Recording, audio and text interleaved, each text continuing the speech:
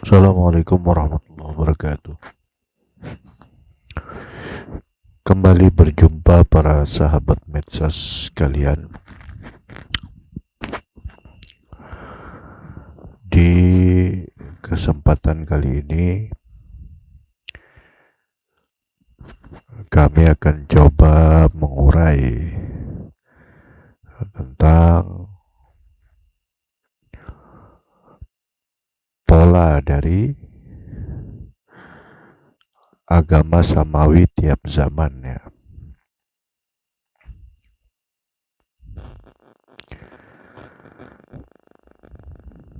Nah, saya kebetulan basicnya adalah Islam. Nah, Islam itu dibawa oleh seorang nabi bernama Nabi Muhammad Shallallahu Alaihi Wasallam, dan pola ajarannya itu tingkatan pertama adalah wahyu, tingkatan kedua adalah hadis. Nah, hadis ini terbagi dua lagi, bahkan bisa terbagi tiga ya. Yang pertama hadis qudsi, yang kedua hadis Nabi, yang ketiga hadis sahabat.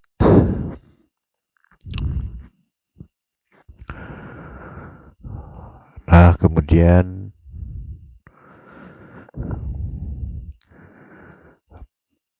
perkataan-perkataan para ulama, arahnya adalah untuk menjelaskan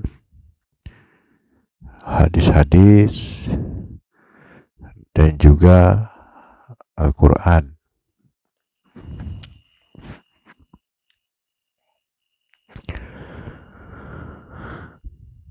Tujuannya semua itu agar supaya dipastikan kita beragama tidak salah ya, tidak sesat gitu.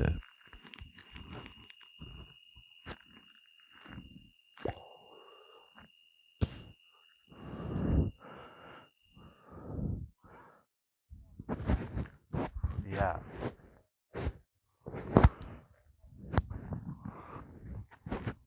Kenapa? Oh iya, bentar. Nah,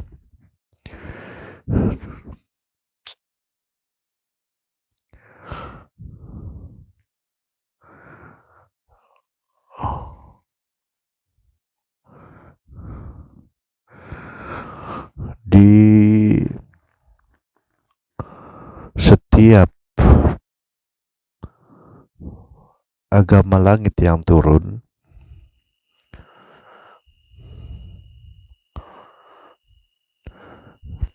itu dibawa oleh seseorang ya.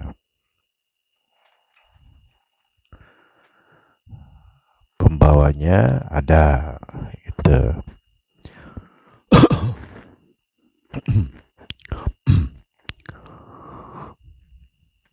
Dari mulai Nabi Adam, Nabi Idris, Nabi Nuh, dan seterusnya. Nah, mereka semua adalah pembawa.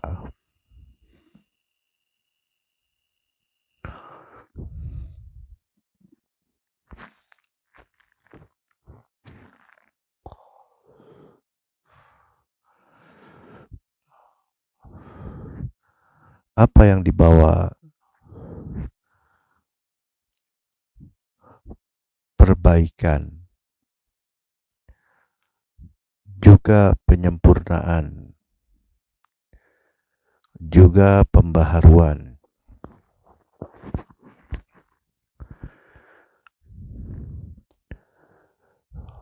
perbaikan, penyempurnaan, dan pembaharuan.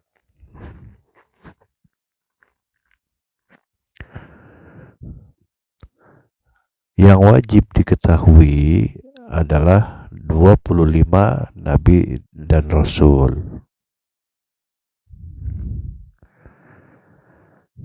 Ya, padahal kabar dari hadis sendiri mengatakan bahwa nabi itu ada 313.000 orang nabi. Kemudian rasul itu jumlahnya 125.000. Berarti lebih dari 25. Nah, yang hanya memungkinkan untuk kita ketahui itu ya 25, gampangnya seperti itu.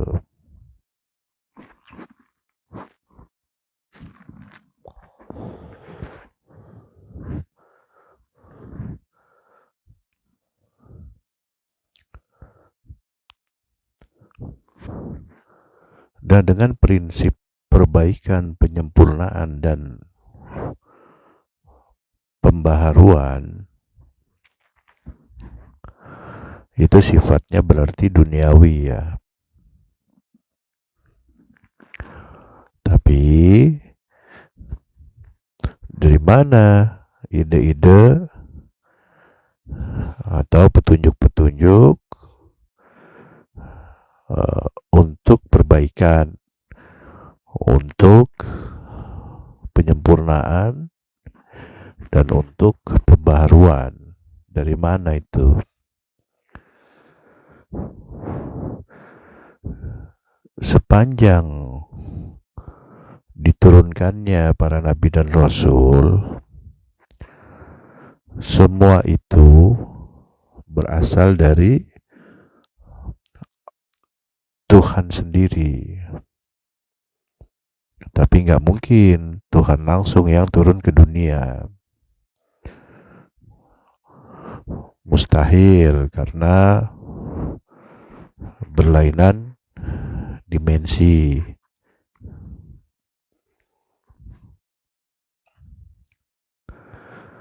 Seperti itu ya. Sebagaimana mustahilnya kita manusia hidup di air misalnya.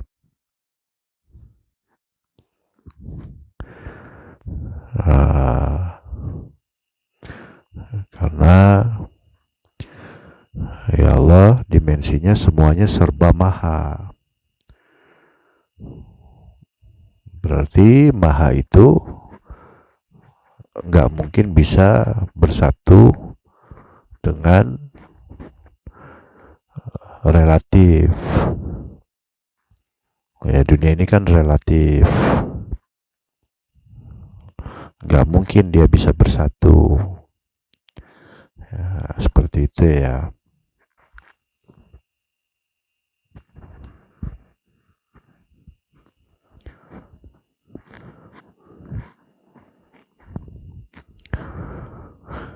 Nah, tapi bagaimana bisa seorang nabi mengadakan perbaikan, mengadakan penyempurnaan, mengadakan pembaharuan itu semua dari Allah?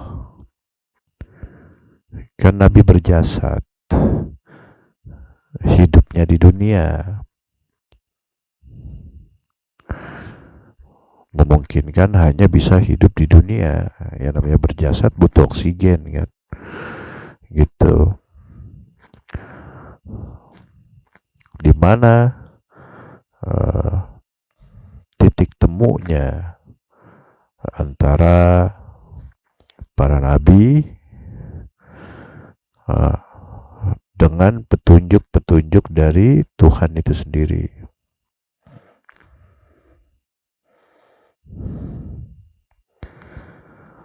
Nah, disinilah peran dari ilmu rohani dibutuhkan.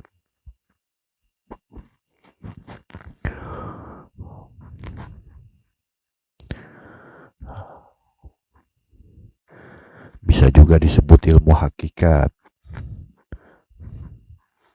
bisa juga disebut ilmu qadim, bisa juga disebut ilmu metafisik. Ya, seperti itu. Jadi, yang memungkinkan Allah itu mengadakan perbaikan, penyempurnaan, dan pembaharuan di alam terbatas ini, itu hanya melalui sosok manusia tapi terpilih. Ya, seperti itu ya.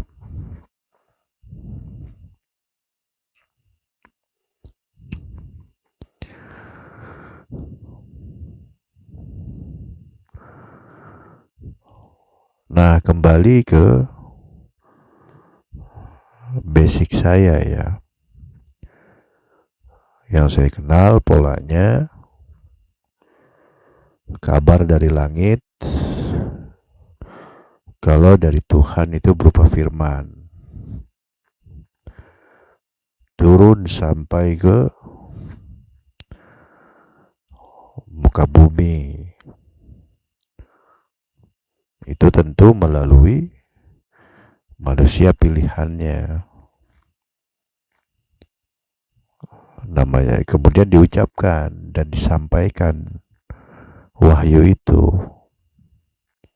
firman itu ke umat manusia.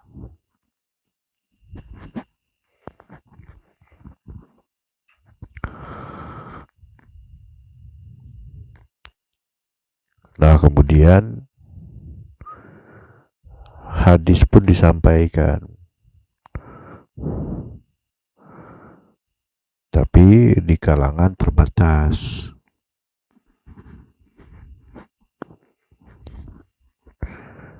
Karena isinya sudah khusus.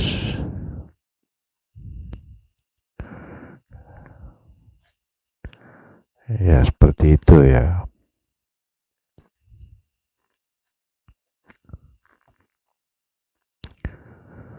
Nah, apakah pola ini juga berlaku di setiap zaman para nabi? Tentu saja iya.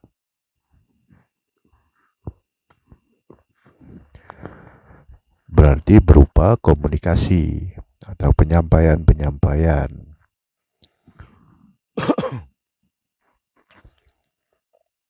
Nabi Adam, Nabi Idris, Nabi Nuh, dan lain-lain.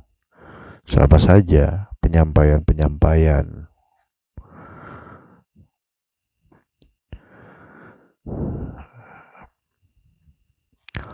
Dari Allah, kemudian dari Nabi.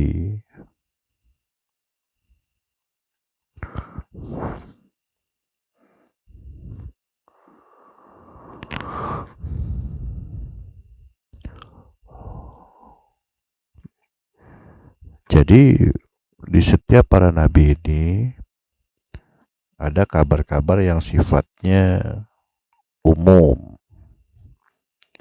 disampaikan ke khalayak umum.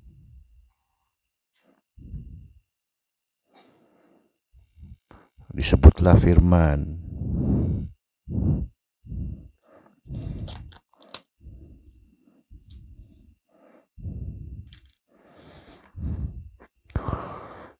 Nah, kalau disampaikan di kalangan terbatas, hadis jatuhnya.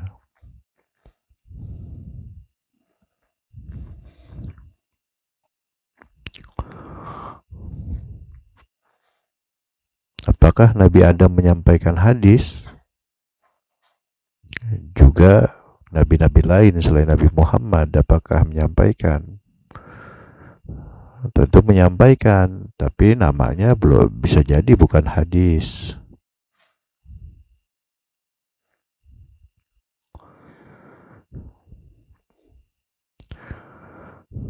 Tapi prinsipnya, jika dari Tuhan, itu disampaikan di khalayak umum. Nah, kemudian hadis sudah agak khusus.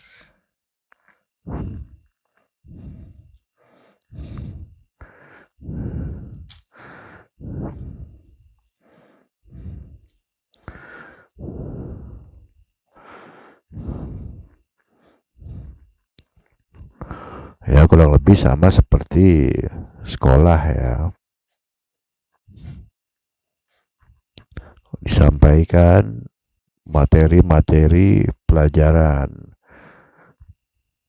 Ya, informasi-informasi yang kita dapat, entah tentang ilmu kesehatan, ilmu agama, ilmu apapun ya, bisa kita dapat secara umum. Tapi bagaimana orang yang menyampaikan itu bisa mengeluarkan pendapat itu? Tentu dia belajar secara khusus.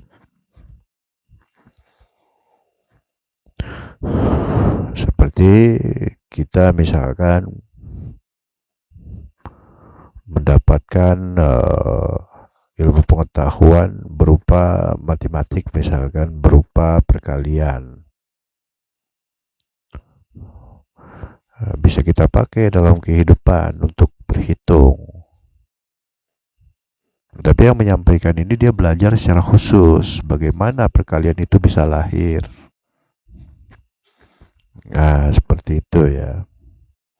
Ini contoh-contoh ya.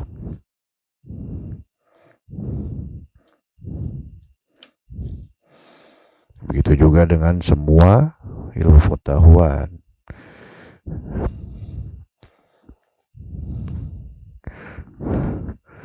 Jadi bisa jadi saja tuh ada hadis-hadis yang sifatnya terbatas.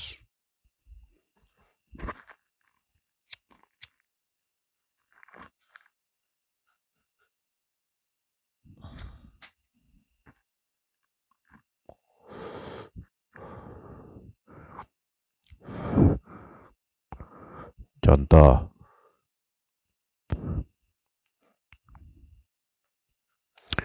tentang hadis saja, sebuah hadis ya.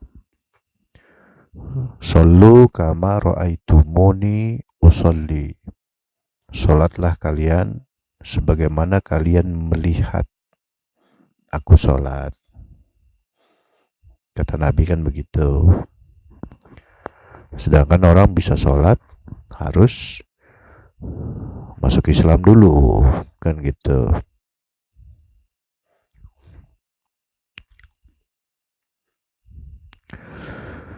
Nah,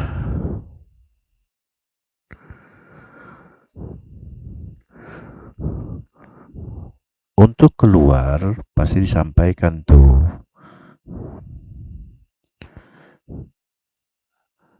Jika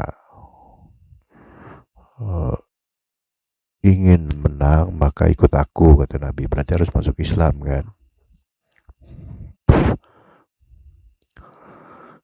Misalkan ada ayat Quran mengatakan in kuntum tuhibbunallaha fattabi'uni yuhibbukumullah yaghfir lakum dzunubakum, dan seterusnya. Itu umum sifatnya. Ada juga yang disampaikan secara umum walaupun tentang orang-orang khusus. Ya ayyuhalladzina amanu, macam-macam tuh, banyak tuh. Ya, amanu ini ya ayyuhalladzina amanu ini. Aman itu kan udah khusus.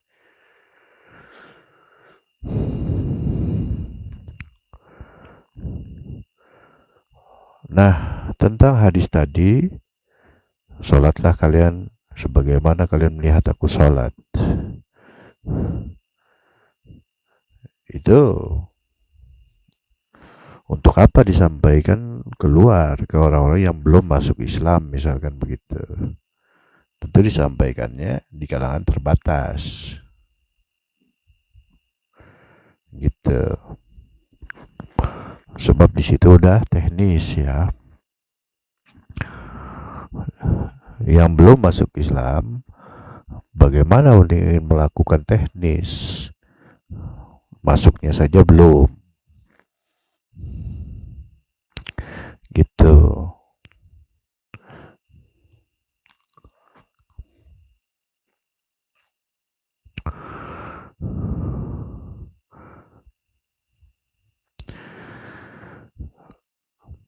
Akan tetapi bahkan ya ajaran dari Nabi Muhammad ini kan, bahkan di Quran sendiri disebutkan, wa ma arsalnaka illa rahmatan lil alamin. Tidaklah aku utus engkau kecuali untuk menjadi rahmat bagi seluruh alam.